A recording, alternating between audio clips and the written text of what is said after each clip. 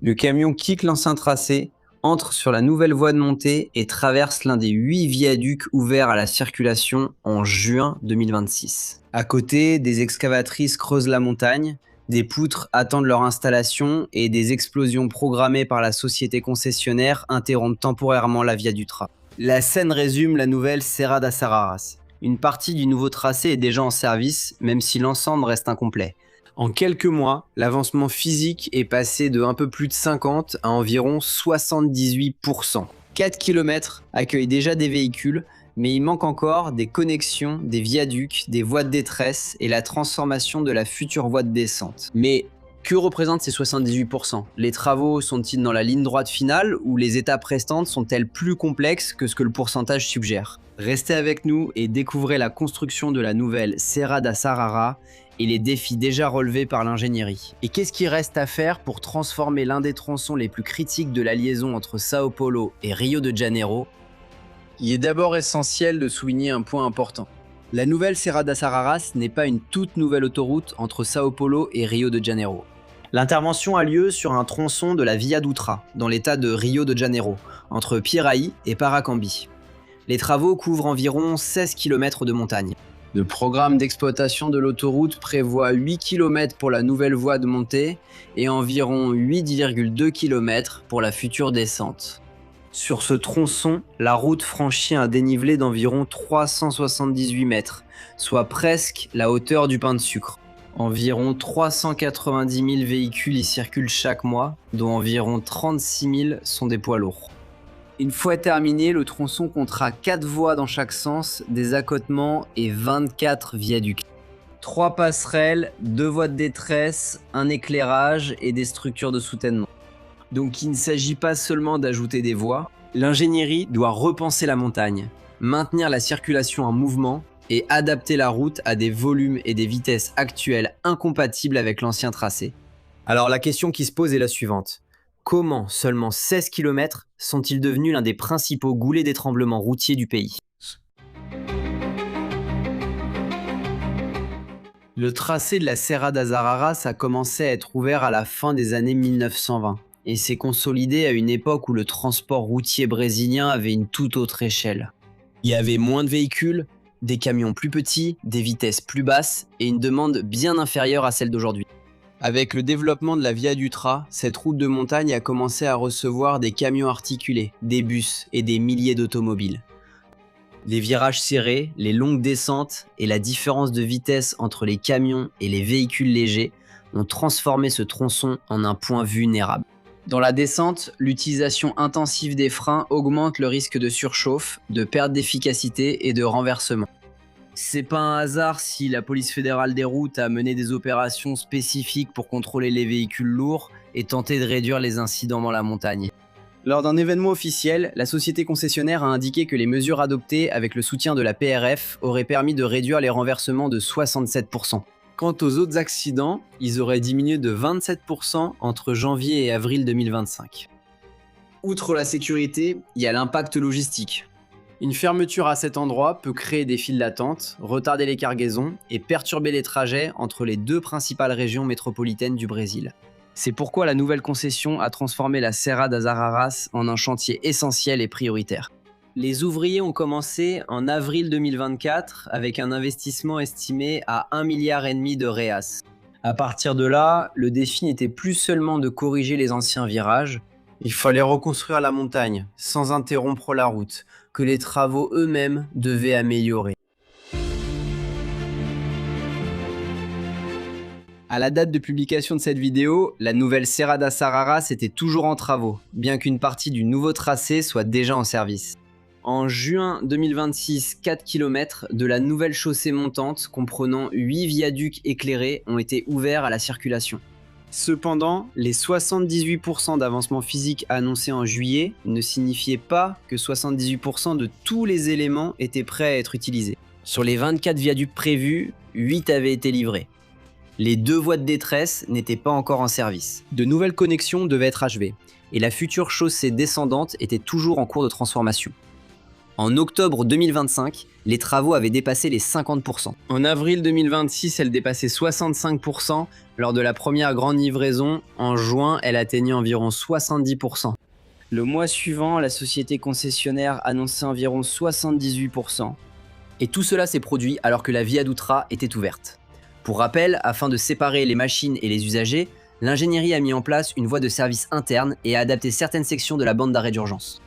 Ainsi, les camions du chantier, les excavatrices et autres équipements peuvent circuler dans la montagne sans occuper en permanence les voies principales. Dans les opérations de déroquetage, le défi est différent. Les explosions nécessitent la fermeture temporaire de la voie en direction de Sao Paulo, tandis que la direction Rio de Janeiro continue de fonctionner. Jusqu'en avril 2026, 275 interventions ont été réalisées, avec de nouvelles opérations prévues tout au long de l'année. Il convient de souligner que le matériau retiré n'est pas jeté. La roche est acheminée vers une centrale de concassage installée dans le projet lui-même. Après traitement, elle revient sur le chantier comme granulat, renforcement du sol support et matériaux pour les coules de chaussée. Sur les plus grands talus, environ 300 000 m3 de terre et de roches ont été retirés. En d'autres termes, une partie de la montagne retirée revient, après traitement, dans la structure de la nouvelle route. En même temps, 93 dispositifs de soutènement aident à stabiliser les pentes. Il y a des sections de sol clouées, des parois ancrées et des combinaisons de techniques choisies en fonction de la hauteur, de l'inclinaison et de la composition du terrain. La plus grande de ces structures atteint environ 80 mètres.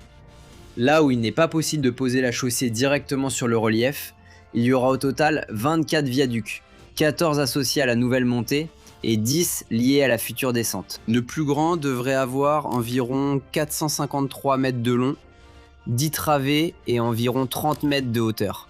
Une usine de poutres fonctionne sur le chantier pour approvisionner ces structures jusqu'au 24 juillet 2026. 427 des 543 unités prévues ont été produites avec une moyenne de 29 pièces par mois. Environ 160 ouvriers travaillaient sur ce chantier. La prochaine étape se concentre au kilomètre 233. Le point de demi-tour existant devrait être fermé pour permettre la construction d'un nouveau viaduc, l'achèvement de 2 structures stratégiques et la connexion des nouvelles voies avec la Dutra en service. Pour réduire l'impact, un itinéraire alternatif sera créé à 180 mètres plus loin, destiné aux véhicules légers et aux vannes. Selon la société concessionnaire, le dispositif devrait répondre à environ 85% de la demande actuelle. C'est à cette étape que le pourcentage doit être interprété avec prudence. D'importants volumes de terrassement et la production de centaines de poutres font rapidement progresser l'avancement physique. En revanche, les connexions finales, les dispositifs de sécurité et le transfert du trafic peuvent occuper peu d'espace mais ont un poids opérationnel énorme. Il y a aussi la question du délai. En avril 2026, la société concessionnaire a annoncé l'objectif final, celui de terminer tous les travaux en 2027. D'un autre côté, la planification mise à disposition par l'Agence nationale des transports terrestres, la NTT, prévoit la livraison de la montée en février 2028 et de la descente, y compris les zones d'échappement, en février 2029. Par conséquent, 2027 doit être présenté comme l'objectif annoncé par la société concessionnaire, et non comme un délai contractuel définitivement remplacé. La situation jusqu'ici est claire. La nouvelle Serra da Saharas a progressé rapidement, a mis en service sa première grande étape, est entrée dans la phase de connexion entre les structures nouvelles et anciennes, mais les 78% d'avancement physique ne représentent pas encore une autoroute pleinement opérationnelle. Pour comprendre l'ampleur du défi, il vaut la peine de commencer par le relief. Le dénivelé d'environ 378 mètres est presque équivalent à la hauteur du pain de sucre. Le plus grand ouvrage de soutènement atteindra environ 80 mètres de hauteur. C'est l'équivalent d'un immeuble d'environ 26 étages construit contre la pente. Les plus grandes poutres mesurent 41,8 mètres et pèsent 120 tonnes. En considérant une petite voiture de 800 kg chacune de ces structures, plus lourde équivaut au poids de 150 voitures. Au total, le projet prévoit 543 poutres préfabriquées, bien qu'elles n'aient pas nécessairement les mêmes dimensions et le même poids. Les rampes d'échappement aident aussi à mesurer l'ampleur de l'ingénierie de ce méga projet. Selon le contrat, chacune devra avoir au moins 180 mètres de longueur, et 5 mètres de largeur. C'est plus d'1,5 terrain de football recouvert de matériaux capables de ralentir un camion qui a perdu ses freins. Et l'investissement de 1,5 milliard de reais suffisant pour construire presque 1,5 km de métro sur la ligne C à Sao Paulo ne paie pas seulement l'asphalte. La somme comprend les terrassements en montagne, les viaducs, les fondations, les soutènements, le drainage, l'éclairage et toute l'opération nécessaire pour maintenir la Dutra en fonctionnement pendant que le nouveau tracé est construit. Les premiers bénéfices de la nouvelle Serra das Araras peuvent déjà être observés. 4 km de la nouvelle montée et 8 viaducs accueillent déjà des véhicules, permettant aux usagers de découvrir une géométrie moderne avant l'achèvement de l'ensemble. Cependant, les plus grands bénéfices restent des projections. Selon la NTT et la société concessionnaire, la nouvelle configuration devrait faire passer la vitesse opérationnelle de 40 à 80 km/h. L'objectif est de faire gagner jusqu'à 20 secondes dans le sens de Sao Paulo et jusqu'à 50 secondes dans le sens de Rio de Janeiro. Ces pourcentages ne représentent pas encore les résultats mesurés une fois les travaux terminés. Ils dépendent du fonctionnement dans les deux sens de l'adaptation de l'ancienne chaussée, des connexions et de la stabilisation du trafic. La sécurité devrait aussi s'améliorer. Les voies de détresse seront destinées aux camions ayant perdu leur capacité de freinage. L'investissement estimé à 1,5 milliard de reais fait partie d'un programme plus vaste de la concession Rio-Sao Paulo. En 2024, un paquet de 10,750 milliards de reais a été structuré avec la BNDES pour des interventions sur la Via Dutra et la Rio Santos. Par conséquent, il n'y a pas eu de financement exclusif destiné uniquement à la Serra das Araras. Au final, le principal impact positif ne sera pas seulement de voyager plus rapidement, ce sera de réduire le risque que des renversements de véhicules, des pannes ou des fermetures transforment quelques kilomètres de montagne en un blocage entre Sao Paulo et Rio de Janeiro. La Serra das Araras n'est plus seulement un chantier. Une partie de la nouvelle voie est en service, 8 viaducs accueillent des véhicules et la montagne commence à prendre une autre géométrie. Mais 78 n'est pas la ligne d'arrivée. Il manque des connexions, des viaducs, la transformation de la future chaussée descendante et les voies de détresse. La conclusion réelle viendra lorsque les deux sens fonctionneront comme un système et que la montagne cessera de déterminer le rythme du voyage. Entre Sao Paulo et Rio de Janeiro. Merci d'avoir regardé cette vidéo jusqu'ici. Comment voyez-vous cette construction de la Serra das Araras?